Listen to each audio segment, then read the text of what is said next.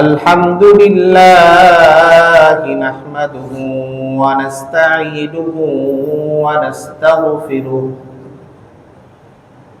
ونعوذ بالله من شرور أنفسنا ومن سيئات أعمالنا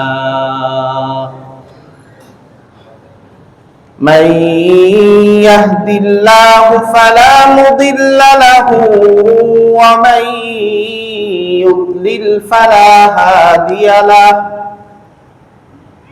ونشهد أن لا إله إلا الله وحده لا شريك له ونشهد أن سيدنا وسندنا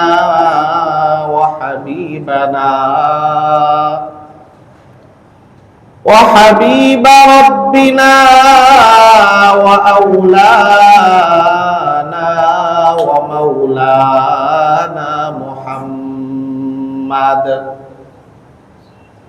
صلى الله تعالى على خير خلقه محمد وعلى آله وأصحابه وبارك وسلم تسليما كثيرا كثيرا. أما بعد فأعوذ بالله من الشيطان الرجيم. بسم الله الرحمن الرحيم. لن ينال الله لحومها ولا دماؤها ولكن يناله التقوى منكم كذلك سخرها لكم لتكبروا الله على ما هداكم وبشر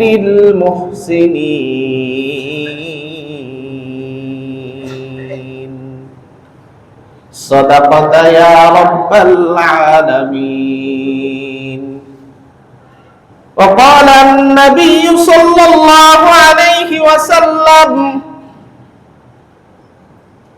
من وجد سعة ولم يضحي فلا يقربن مصلانا أو كما قال النبي عليه الصلاة والسلام.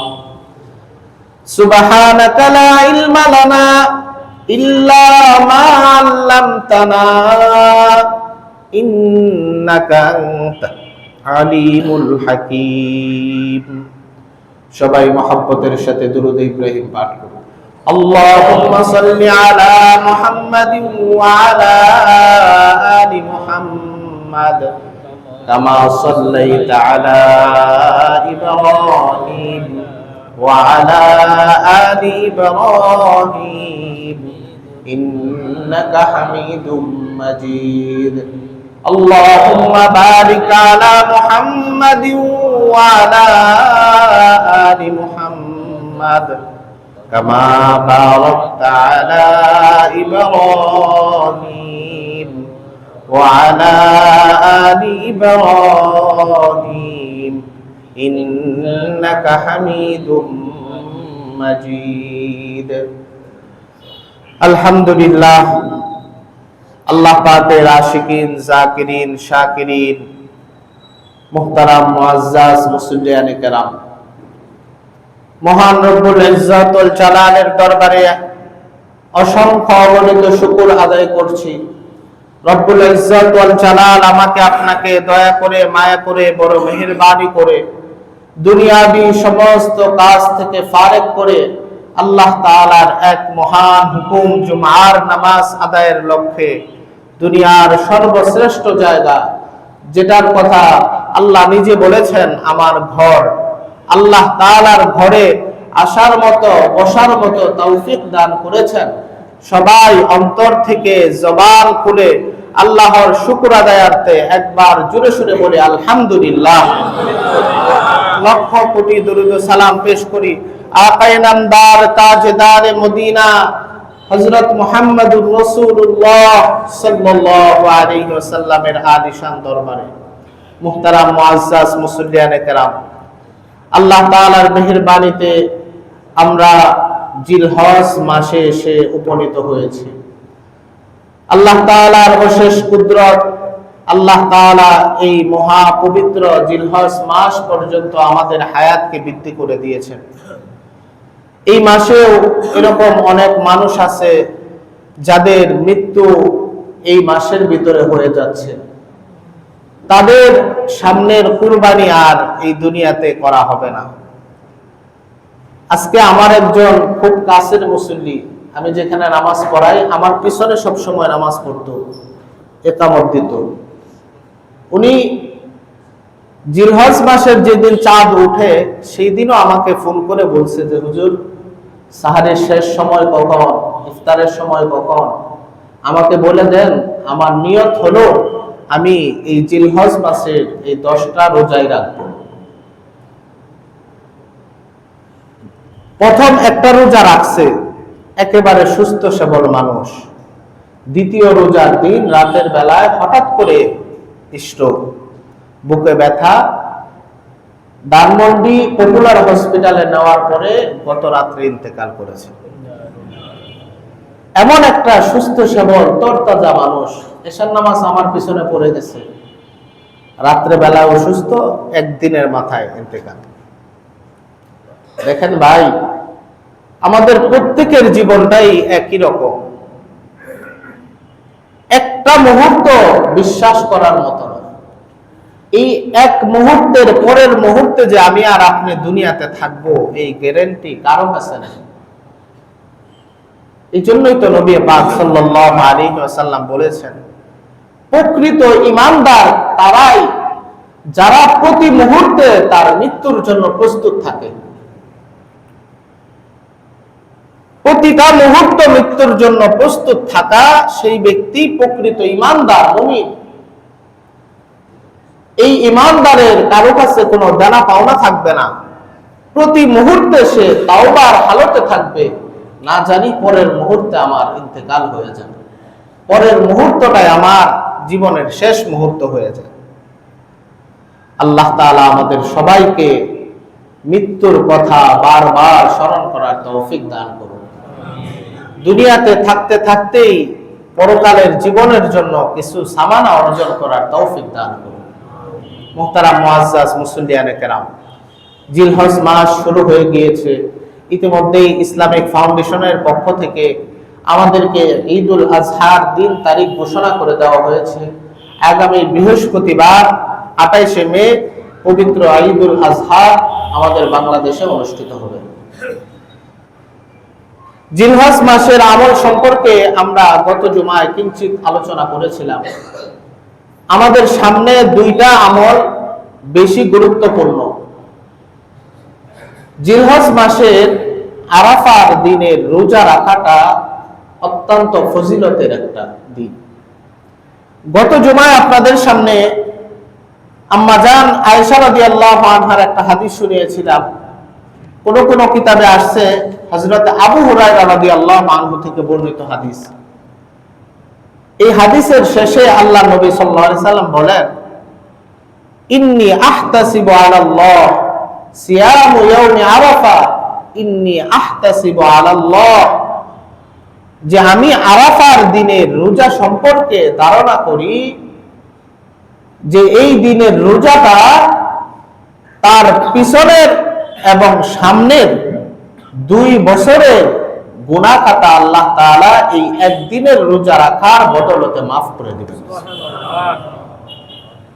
I ইউকাফিরু সানাতাল্লাতী ক্বাবলাহু ওয়া সানাতাল্লাতী বাদাহু, স্পষ্ট কথা যে একটা রোজা রাখলে আল্লাহ পিছনের এবং সামনের 2 বছরের গুনাহ মাফ করে দিবেন। এই ফজিলতের রোজা আমরা প্রত্যেকেই রাখার চেষ্টা করব। তবে আমাদের মধ্যে এই আরাফার রোজা সম্পর্কে একটা দুয়াশা রয়েছে, একটা বিভ্রান্তি রয়েছে যে আরাফার রোজাটা আসলে কবে, যেই দিন সৌদি আরবে আরাফা হইল সেই দিনে আমরা রোজা রাখবো, নাকি আমাদের দেশের হিসাবে 9 জিলহজ যেই দিন সেই দিন আমরা রোজা রাখবো। স্পষ্টভাবে এই বিষয়ে ফয়সালা হয়ে গিয়েছে, যেই দেশে যেই দিন 9 জিলহজ সেই দেশের জন্য সেই দিন ইয়াউমে আরাফা। এই বিষয়ে অনেক ব্যাখ্যা বিশ্লেষণ আলাপ করতে গেলে অনেক লম্বা আলোচনা, সেদিকে যাব না। আমরা যদি কাহারও মনে সন্দেহ থাকে তাকে আমি উপদেশ দিব, তাকে আমি বলবো যে ভাই আপনি প্রয়োজনে 2টা রোজা রাখেন। 2টা রোজা রাখলে আপনি বেশি ফজিলত লাভ করবেন, আপনার মনের যে ওয়াসওয়াসা আছে সেটাও দূর হবে, আপনি সওয়াবও বেশি পাবেন, আপনার সব দিকেই লাভ। আর যদি যারা মুরব্বী আছেন রোজা রাখাটা একটু কষ্টসাধ্য, আপনারা ইনশাআল্লাহ বুধবার এই দিনের রোজাটা রাখবেন। এই দিন হলো আমাদের বাংলাদেশে ইয়াউমে আরাফার দিন। এই দিনের রোজা রাখলেই আরাফার দিনের ফজিলত প্রাপ্ত হব ইনশাআল্লাহ। মুহতারাম মুআজ্জাজ, আরেকটা এই জিলহজ মাসের আমল হলো তাকবীরে তাশরিক। জিলহজ মাসের 9 জিলহজ ফজর থেকে 13 জিলহজ আসর পর্যন্ত মোট 23 ওয়াক্ত নামাজের পরে এই তাকবীরে তাশরিক প্রত্যেকটা বালেগ পুরুষ এবং মহিলার জন্য ফরজ নামাজের পরে একবার পাঠ করা ওয়াজিব। পুরুষরা উচ্চ স্বরে পড়বে, মহিলারা নিম্ন স্বরে পড়বে, তবে সকলকেই পড়তে হবে। পুরুষদের জন্য বিধান হইল যে প্রত্যেক নামাজের জামাত শেষ হওয়ার পরে, হয়তোবা ইমাম সাহেবের মনে থাকতেও পারে নাও থাকতে পারে, যাহারই মনে থাকবে সেই জুড়ে সুরে এই তাকবীরে তাশরিক পড়তে শুরু করবেন, তার সাথে সাথে বাকি যারা আছে সকলেই পড়বে। তাকবীরে তাশরিক কি? আল্লাহু আকবার, আল্লাহু আকবার, লা ইলাহা ইল্লাল্লাহু, আল্লাহু আকবার, আল্লাহু আকবার, ওয়ালিল্লাহিল হামদ। এটা শুধু 9 জিলহজ থেকে 13 জিলহজ এই দিনগুলোর আমল না।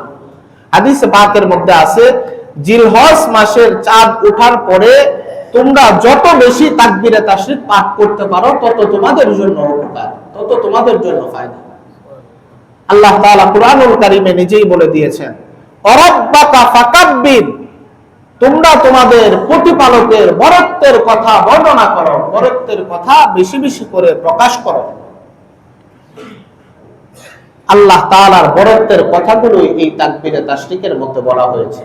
অর্থাৎ আমাদের দেশে আগামী বুধবার সকাল ফজর থেকে, ফজরের সময় থেকে পরবর্তী রবিবার আসর পর্যন্ত প্রতি ওয়াক্ত নামাজের পরে এই তাকবীরে তাশরিক পাঠ করতে হবে।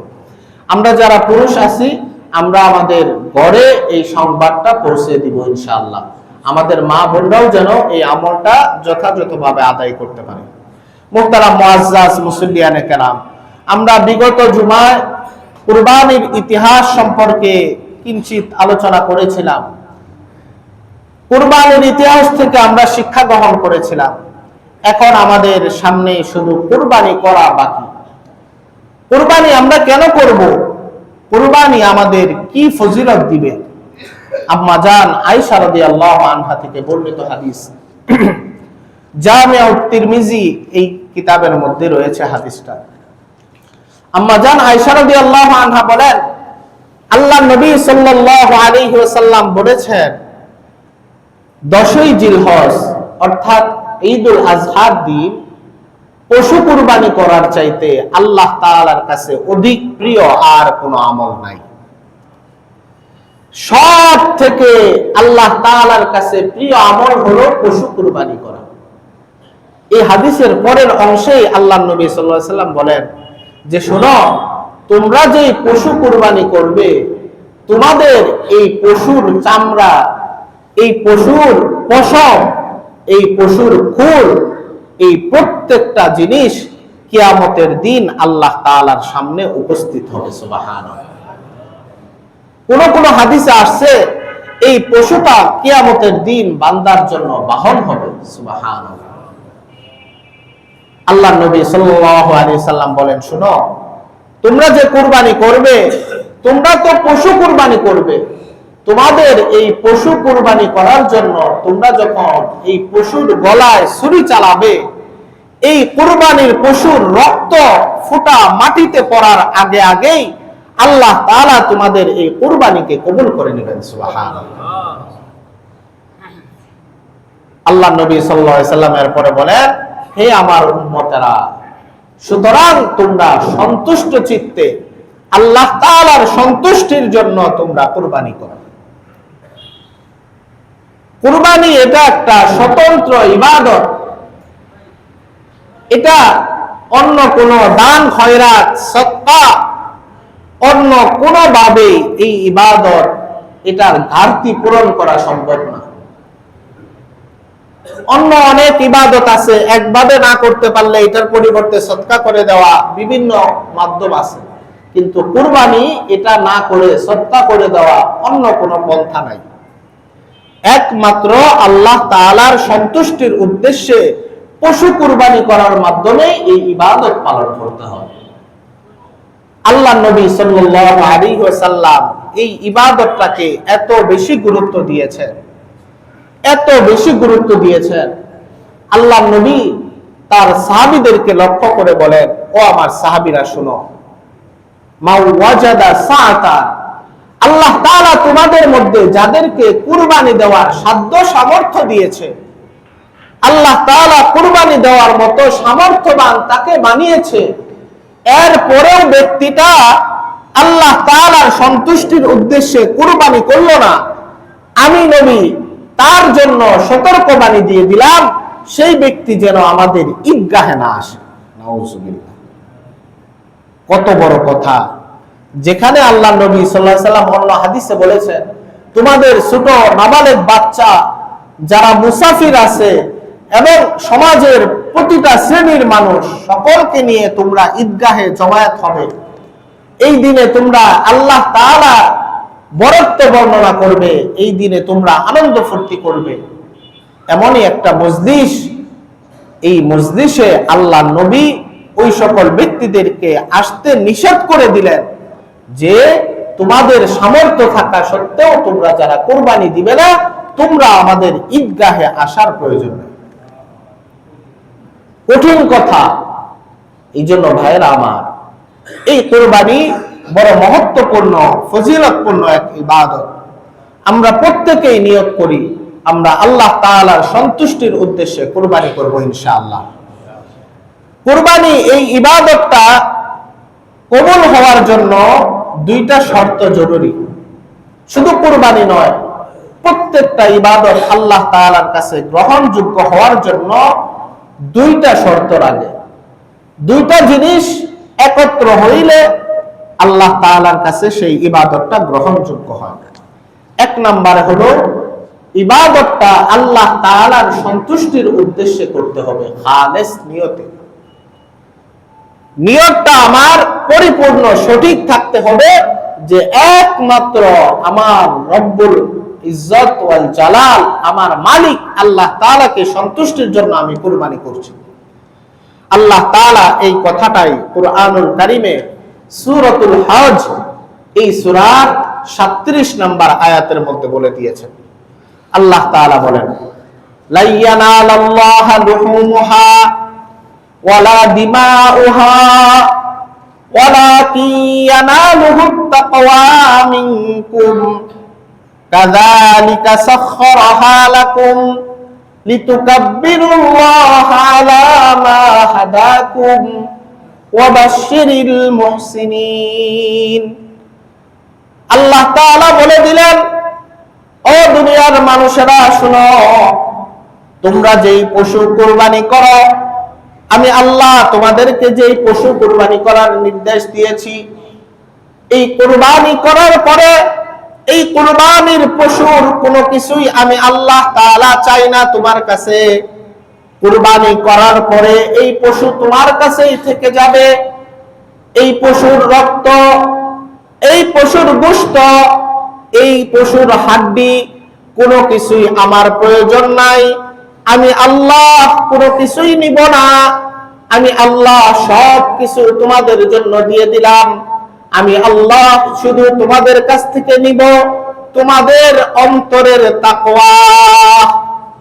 আমি আল্লাহ শুধু গ্রহণ করব তোমাদের অন্তরে কি রয়েছে, তোমাদের অন্তরে কি রয়েছে এটাই আমার কাছে গ্রহণযোগ্য হবে। লা ইয়ানালাল্লাহু লুহুমুহা ওয়ালা দিমাউহা ওয়ালাকি ইয়ানালুহুত তাকওয়া। রক্ত, গোশত কোনো কিছুই আমার কাছে পৌঁছে না, শুধুমাত্র পৌঁছে তোমাদের অন্তরের তাকওয়াটা। তোমরা কতটুকু বিশ্বাস নিয়ে, কতটুকু সন্তুষ্ট চিত্তে এই কুরবানি করছো, এটাই আমার কাছে পৌঁছে, এছাড়া আর কোনো কিছু আমার কাছে পৌঁছে না। কাযালিকা সাখখারাহা লাকুম লিতুকাব্বিরুল্লাহা আলা মা হাদাকুম ওয়া বাশশিরিল মুহসিনিন। আল্লাহ তাআলা বলেন, এই বিশাল বিশাল এক একটা পশু, এই পশুগুলো অনেক শক্তিশালী। তোমরা 5 জনে 10 জনে মিলেও এই পশুগুলোর সাথে পেরে উঠবে না। কিন্তু আমি আল্লাহ তাআলা তোমাদের উপরে দয়া করে, তোমাদের উপরে মায়া করে, রহম করে এই শক্তিশালী পশুগুলোকে তোমাদের বশীভূত করে দিয়েছি। কি বলেন? 2 জন 3 জন কসাই মিলে একটা গরু ফালায়া জবাই দিয়ে দেয়। এই গরুর যে শক্তি, 2 জন 3 জন মানুষ এটার সাথে পারার কথা? পারার কথা না। কিন্তু আল্লাহ নিজে এই পশুটাকে আমাদের জন্য বশীভূত করে দিয়েছেন। সাখখারাহা লাকুম লিতুকাব্বিরুল্লাহা আলা মা হাদাকুম। কেন দিয়েছি? যেন তোমরা আমার মহত্ব, আমার বরত্ব প্রকাশ করো। আর তোমরা কেন আমার মহত্ব বরত্ব প্রকাশ করবে? আলা মা হাদাকুম, আমি আল্লাহ তোমাদেরকে হেদায়েতের পথ নির্দেশ করেছি, তোমাদেরকে হেদায়েত প্রাপ্ত করেছি, ঈমানদার বানিয়েছি। সুবহানাল্লাহ। ওয়াবাশশিরিল মুহসিনিন, আল্লাহ তাআলা বলেন, এভাবেই সৎকর্ম পরায়ণ যারা, তাদের জন্য রয়েছে সুসংবাদ। মুহতারাম মুআজ্জাজ মুসল্লিয়ানে কেরাম, আমাদের কুরবানি একেবারে খালেস নিয়তে আল্লাহ তাআলার সন্তুষ্টির উদ্দেশ্যে হবে, আর কোনো কিছুর উদ্দেশ্যে হবে না। আমার এই লক্ষ টাকার কুরবানি, আমার এই হাজার হাজার টাকার কুরবানি আমার নিয়তের হেরফেরের কারণে যেন নষ্ট না হয়ে যায়, এই বিষয়ে সর্বোচ্চ সতর্ক থাকা। 2 নম্বর বিষয় যেটা কুরবানির ক্ষেত্রে এবং প্রত্যেকটা ইবাদতের ক্ষেত্রে, ইবাদতটা করতে হবে আমাদের নবী মুহাম্মদুর রাসূলুল্লাহ সাল্লাল্লাহু আলাইহি ওয়াসাল্লামের দেখানো তরিকা অনুযায়ী, শরীয়তের বিধিনিষেধ মেনে। যদি আমার মন মতো, আমার ইচ্ছা মতো, আমার ইচ্ছা স্বাধীনভাবে আমি একভাবে ইবাদতটা করলাম, এই ইবাদতটা যতই ওজনওয়ালা হোক আল্লাহর কাছে গ্রহণযোগ্য হবে না। ইবাদতটা করতে হবে নবীর দেখানো পন্থায়, শরীয়তের বিধিনিষেধ মেনে। এই জন্য কুরবানির মাসআলা মাসাইল সম্পর্কে আমাদের সবাইকে জ্ঞান রাখতে হবে, ধারণা রাখতে হবে। কুরবানির মাসআলা মাসাইল আমাদের সকলকে জানতে হবে। মুহতারাম মুআজ্জাজ মুসল্লিয়ানে কেরাম, কুরবানি কাদের জন্য দেওয়া ওয়াজিব? কোন সকল ব্যক্তিদের উপরে আল্লাহ তাআলা কুরবানি ওয়াজিব করেছেন? যে সকল ব্যক্তি 9-10 জিলহজ ফজর থেকে 12 জিলহজ সূর্যাস্ত পর্যন্ত, এই মোট 3 দিন সময়ে তার সমস্ত প্রয়োজনের জিনিস বাদে, যেগুলো তার প্রয়োজনে পড়ে, তার খোরাকির কাজে লাগে, তার বাসস্থানের কাজে লাগে, এরকম খোরাকি এবং বাসস্থানের অতিরিক্ত স্বর্ণ, রূপা টাকা পয়সা, ফ্ল্যাট, জায়গা জমি, দামি পোশাক, যেগুলো শৌখিন জিনিস ঘরে সাজানো আছে, সমস্ত আসবাবপত্র যেগুলো তার প্রয়োজন অতিরিক্ত, সব কিছু মিলিয়ে যদি তার নেশাব পরিমাণ সমান সম্পদ উদ্ধৃত থাকে, এই ব্যক্তির উপরেই কুরবানি দেওয়া ওয়াজিব।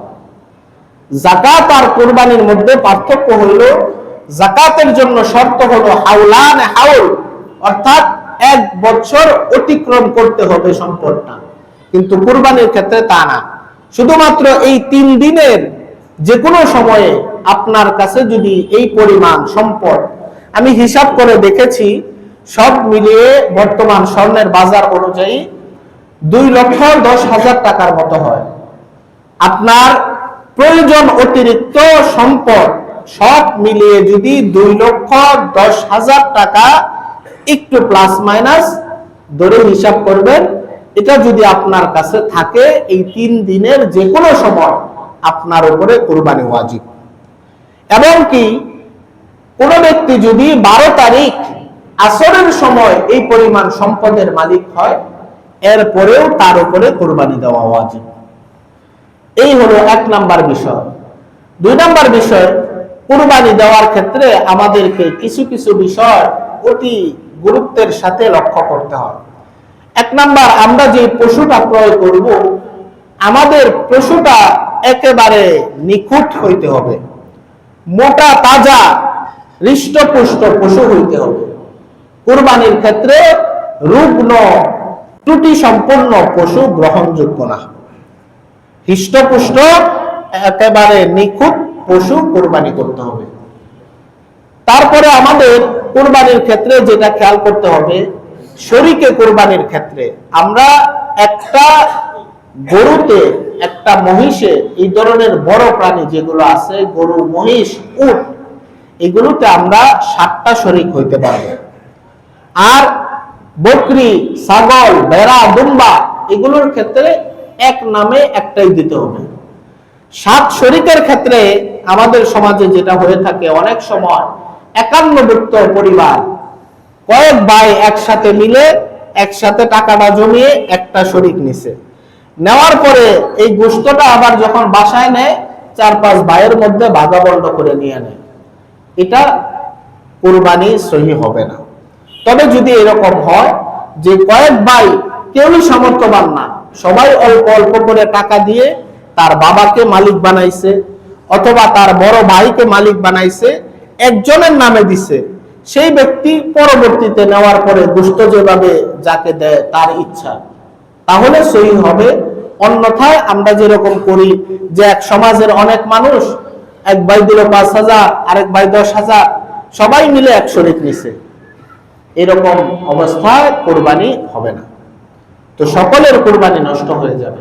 শরীকের ক্ষেত্রে প্রত্যেকজন শরীকের ব্যাপারে যথাযথভাবে যাচাই বাছাই করে নেওয়া, যে তার টাকা পয়সার মধ্যে কোনো অবৈধ আছে কিনা, টাকা পয়সাটা কি 100% 100% হালাল কিনা, তার নিয়তের মধ্যে 100% ইখলাস আছে কিনা, এই সব কিছু যাচাই করে তারপরে শরীকে কুরবানি দেওয়া। আলহামদুলিল্লাহ, আমরা ঢাকা শহরে যারা প্রায় সবাই সামর্থ্যবান, প্রত্যেকে একা একাই কুরবানি দেয়। তবে শরীকের ক্ষেত্রে এই সমস্ত বিষয়গুলো যথাযথভাবে যাচাই বাছাই করে নেওয়া। এরপরের বিষয় যেটা, কুরবানির গোশত বন্টনের ব্যাপারে আমরা যে ভুলটা করে থাকি, শরীকে যখন কুরবানি দেওয়া হবে, যতই মিল থাকুক, আমার আপন ভাই, আমরা 7 ভাই মিলে কুরবানি দিয়েছি, অনেক মিল, একজন যদি তাকে একটু কমও দেই বেশি দেই, কেউ মন কালাকালি করবে না, তার মনে কোনো কিছুই আসবে না। এরপরেও শরীয়তের বিধান, যখন ভাগে কুরবানি দেওয়া হবে, আরো নাম থাকবে, প্রত্যেকজন ব্যক্তি পাল্লায় ওজন করে গোশত নিতে হবে। একটা পরিমাপ করে অমুককে এটুক দিয়ে দিলাম, অমুককে এটুক দিয়ে, এটা শরীয়ত সমর্থন করে না। চাই তার মনে কোনো খুঁতখুঁতি আসুক, সে কিছু মনে করুক বা না করুক, পাল্লায় ওজন করে তারপরে এটা বন্টন করতে হবে। আমরা সমাজে যেটা প্রচলিত নিয়ম আছে, আমরা সাধারণত কুরবানির গোশতটা 3টা ভাগ করে থাকি। একটা ভাগ আমরা আমাদের আত্মীয় স্বজন যারা রয়েছে তাদের জন্য রাখি, একটা ভাগ আমরা অসহায় দরিদ্র যারা আছে আমাদের প্রতিবেশী তাদের জন্য রাখি, আর একটা ভাগ আমরা নিজেদের জন্য গ্রহণ করি। এটা হলো মুস্তাহাব, সুন্নতে মুআক্কাদা এরকম একটা বিধান। যদি এরকম হয় তাহলেও সংসারের সদস্য অনেক বেশি, কিন্তু ব্যক্তিটা কোরবানি দিয়েছে ছোটখাটো, যেই পরিমাণ গোশত হয় সেটা তার একারই প্রয়োজন, তার পুরা পরিবারের খাবারের জন্য মোটামুটি এটা লেগে যায়। সেই ব্যক্তি যদি চায় 3 ভাগ না করতে, এটা শরীয়ত তাকে নির্দেশ দিয়েছে, অনুমতি আছে। তবে আমি কুরবানি দিলাম, আমার এক প্রতিবেশী সে কুরবানির ঈদেও 1 টুকরা গোশত দিয়ে ভাত খাইতে পারলো না, এটা কিন্তু আমার জন্য অত্যন্ত দুঃখের একটা বিষয়। আমার প্রতিবেশী ভুখা রয়ে গেল, আমি বড় আনন্দ করে মাস্তি করে কুরবানির গোশত ভক্ষণ করলাম। এই কুরবানি আমার আপনার কতটুকু কবুল হবে? এই জন্য প্রত্যেকের কাছে আবদার থাকবে, আপনার প্রতিবেশী, আপনার আশেপাশে যারা রয়েছে, আপনার অধীনস্থ যারা রয়েছে, প্রত্যেকের প্রতি খেয়াল রাখা, প্রত্যেকের প্রতি খেয়াল রাখা। এই গোশত আল্লাহ তাআলার দেওয়া একটা নিয়ামত। আমি তো কুরবানি করেছিলাম আল্লাহর জন্য, গোশত আমার খাওয়ার কোনো অধিকার নাই, আমি এটা আল্লাহর জন্য করে দিয়েছি। আল্লাহ আমাকে খাবারের জন্য দিয়েছে, এটা আল্লাহর পক্ষ থেকে নিয়ামত স্বরূপ, আল্লাহর পক্ষ থেকে মেহমানদারি স্বরূপ। তো আল্লাহ তাআলা আমাকে এত বড় মেহমানদারি করলেন, আমি আরেকটু আল্লাহর আরেক বান্দাকে মেহমানদারি করব না কেন? আপনাদের কাছে বিনীতভাবে আরজ থাকবে, আপনাদের এই কুরবানির গোশতের একটা ভাগ আমাদের এই মাদ্রাসার প্রায় 60 জন ছাত্র রয়েছে, তারা এই মাদ্রাসায় পড়ালেখা করে। এখান থেকে তাদের খাবার, তাদের বাসস্থান, তাদের চিকিৎসা, বিভিন্ন কিছুর ব্যবস্থা করা হয়। আমি আশা করব, যেহেতু আপনাদের এই মহল্লায় এই মাদ্রাসা, তারা সারাক্ষণ কোরআনুল কারীম শিখে, নবীজির হাদিস পড়ে, তারা আপনাদের মেহমান। ঈদের দিন এখানে আমাদের ছাত্ররা সবাই থাকবে না, কিছু ছাত্র থাকবে যারা বড়, অন্যান্য স্টাফরা থাকবে। আপনাদের প্রত্যেকের কুরবানির গোশতের একটা অংশ, অল্প হোক, 1 কেজি হোক, 2 কেজি হোক, সামান্য হোক, আপনারা প্রত্যেকেই নিজ দায়িত্বে এসে মাদ্রাসা কর্তৃপক্ষের কাছে দিয়ে যাবেন। পারবেন না ইনশাআল্লাহ সবাই? ইনশাআল্লাহ। 2 নম্বর বিষয় হলো কুরবানির পশুর চামড়া। কুরবানির পশুর চামড়ার ক্ষেত্রে বিধান হইল, কুরবানি দেওয়ার পরে ব্যক্তিটা চাইলে এই পশুর চামড়া নিজে ব্যবহার করতে পারবে, তার জন্য অনুমতি আছে। নিজের প্রয়োজন যদি মনে করে, সে এটাকে প্রক্রিয়াজাত করে নিজের কাজে ব্যবহার করবে। আগের যুগে এরকম ছিল, মানুষে কুরবানির এই গরুর চামড়া দিয়ে জায়নামাজ বানাইতো, নিজের গদ্দি বানাইতো, যে গদ্দির মধ্যে বসে। আপনারা যদি কারো সম্ভব হয় এরকম বানাবেন, কিন্তু নরমাল আমাদের দেশে এই সিস্টেম নাই। তো আমরা করি কি, বিক্রি করে দেই। বিক্রি করে না দিয়ে আপনাদের কাছে অনুরোধ থাকবে, এই কুরবানির পশুর চামড়াটা আপনারা যে কোনো দ্বীনি প্রতিষ্ঠানে পৌঁছে দিবেন। দ্বীনি প্রতিষ্ঠানে দেওয়ার ফলে আপনি একে তো কুরবানির পশু দিয়ে একটা দান করার সওয়াব পাবেন, আরেকটা হইল একটা ছাত্রর ইলম শিক্ষার কাজে আপনি সহযোগিতা করলেন, একজন তালিবুল ইলমের কোরআন শিক্ষার কাজে আপনি সহযোগিতা করলেন, বিদায় আপনার এই দানটা সদকায়ে জারিয়া হিসেবে গ্রহণযোগ্য হবে। আপনাদের কুরবানির পশুর চামড়া পাওয়ার জন্য সবথেকে বেশি হকদার হইল আপনাদের এই মসজিদের উপরে যে মাদ্রাসা রয়েছে, এই মাদ্রাসা। ওনারা আপনাদের কাছে লিফলেট বিতরণ করেছে, আপনাদের এই কলোনির আশেপাশে পোস্টার লাগিয়েছে, ব্যানার লাগিয়েছে। আপনাদের সকলের কাছে বিনীতভাবে আরজ থাকবে, আপনারা নিজ দায়িত্বে, নিজের উদ্যোগে আপনাদের কুরবানির পশুর চামড়া আমাদের এই মাদ্রাসায় এনে দিয়ে যাবেন। আমাদের মসজিদের সামনে এখানে বসার ব্যবস্থা থাকবে, কর্তৃপক্ষ থাকবে, এখানে আপনাদের নিজ দায়িত্বে দিয়ে যাবেন। আপনারা মনে করবেন না যে আমাদের কাছে ছাত্ররা আসবে, তারা এসে নিয়ে যাবে। অন্যান্য মাদ্রাসা থেকে ছাত্ররা আসে, সেখানে বড় বড় ছাত্র থাকে। আমাদের এই মাদ্রাসা নুরানি হেফজখানা, এখানে সবাই ছোট ছোট ছাত্র, তো তাদেরকে আমরা রাখতে পারি না। তাদেরকে ঈদের সময় ছুটি দিয়ে দিতে হয়। অধিকাংশ কিছু অল্প পোলাপান থাকে, তাদেরকে সবার কাছে পাঠানো সম্ভব না। আপনাদের কাছে এই দুইটা আবদার করলাম, আপনারা প্রত্যেকেই ইনশাআল্লাহ আমাদের এই মাদ্রাসার প্রতি খেয়াল রাখবেন। আল্লাহ তাআলা আমাদের সবাইকে তৌফিক দান করুন। সবাই বলুন আল্লাহুম্মা আমিন। মুহতারাম মুআজ্জাজ, আরেকটা বিষয়, কুরবানির পশু জবাইয়ের ক্ষেত্রে আমরা যদি নিজেরা পারি, নিজেরাই জবাই করব, এটা উত্তম। নিজের পশুটা নিজে জবাই করতে পারা, এটা সবথেকে উত্তম। তবে আমরা নিজেরা যদি জবাই করতে না পারি, যাকে দিয়ে জবাই করাবো অবশ্যই তাকে এই জবাইয়ের পারিশ্রমিক আমরা দিয়ে দেব। এটা কুরবানি আপনার সহি হওয়ার জন্য অত্যন্ত গুরুত্বপূর্ণ একটা বিষয়। আমরা অনেক সময় করি, এই মাদ্রাসার হুজুরকে দিয়া বা এই মাদ্রাসার ছাত্রদেরকে দিয়া জবাই করাইলাম, তো জবাই করানোর পরে তাকে চামড়াটা দিয়ে দিছে। চামড়া তো দিয়ে দিচ্ছেন আপনার মাদ্রাসা, এটা তো আর সে ব্যক্তি হিসাবে নেবে না, কিন্তু সে ব্যক্তি হিসাবে তো আপনার পশু জবাই করেছে, এটার পরিশ্রম আপনি কসাইকে পারিশ্রমিক দিচ্ছেন না, এটাও তো একটা কাজ। যদি আপনি নিজে পারতেন তো আপনি নিজে করতেন, যেহেতু আপনি নিজে পারেন না দেখে আরেকজনের সহযোগিতা নিয়েছেন, তো অবশ্যই অবশ্যই তার পারিশ্রমিক আপনাকে দিয়ে দিতে হবে, অল্প হোক বেশি হোক। এটা ঈদের দিন আনন্দের বিষয়। যাকে দিয়ে আমি আমার এই লক্ষ টাকার কুরবানি জবাই করাইলাম, তাকে আমি অল্প কিছু হাদিয়া দিলাম। আমাদের আরেকটা বিষয় যেটা জানার, কুরবানির পশু জবাইয়ের পরে এই পশুটা একেবারে নিস্তেজ হওয়ার আগে এই পশুর চামড়া সোলানো যাবে না। এই পশুতে অন্য কোনো কাজ করা যাবে না, যেটা আমাদের ঢাকা শহরে খুব বেশি হয়। কুরবানির পশুটা দুই এক ফেস হুজুর দেওয়ার পরে সাথে সাথে কষায় তার ছুরি দিয়া ফেসানো শুরু করে। আল্লাহু আকবার তো বলেই নাই, লুঙ্গি হলো হাঁটুর উপরে, সে আল্লাহর রহমতে জবাই দেওয়া শুরু করছে। এটার থেকে সবাই, আপনারা মালিকরা যদি সতর্ক হন, কষাই এই সাহস পাবে না। সে যে জবাই দিল, জবাইয়ের একটা বাক সে পূরণ করলো, তার তো হাঁটুর উপরে কাপড়, বিসমিল্লাহ বলছে কিনা জানা নাই, তো আপনার পশুটা নাজায়েজ হয়ে যেতে পারে। দুই নম্বর বিষয়, তারা করে কি, চাকু দিয়ে গলার মধ্যে এক জায়গায় একটা পার দেয়।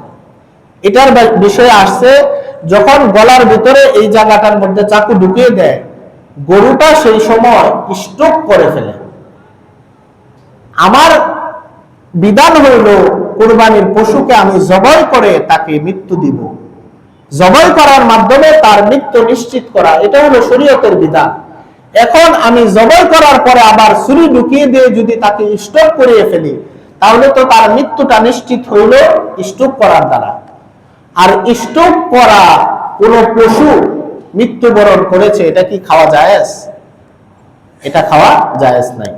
তো আপনাদের এই লক্ষ টাকার কুরবানি একটু ভুলের কারণে যেন এটা হারাম না হয়ে যায়, প্রত্যেকেই নিজ নিজ উদ্যোগে এই বিষয়ে সতর্ক হবেন। আমি একটা বই সংকলন করেছি, কুরবানির অনেক মাসআলা মাসাইল, এগুলো আপনাদের জানার সুবিধার্থে আমার কাছে একটা বই রয়েছে।